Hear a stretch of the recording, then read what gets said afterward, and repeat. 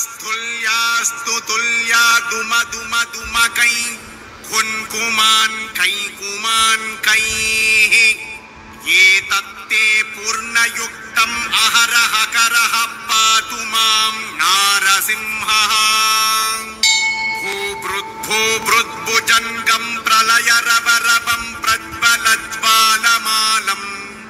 खर्जर्जं खर्जदुर्जं ककचकचकचित् खर्जदुर्जर्जयन्तम्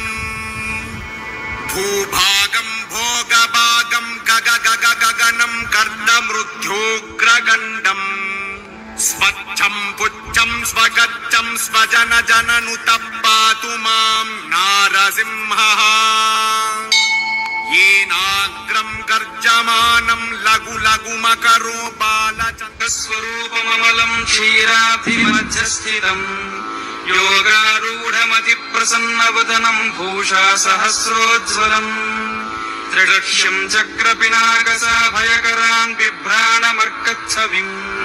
छित्रीभूतफणीन्द्रमिन्दुधवलं लक्ष्मीनृसिंहं भजे लक्ष्मीचारुकुतद्वन्द्वकुङ्कुमाङ्कितवक्षसे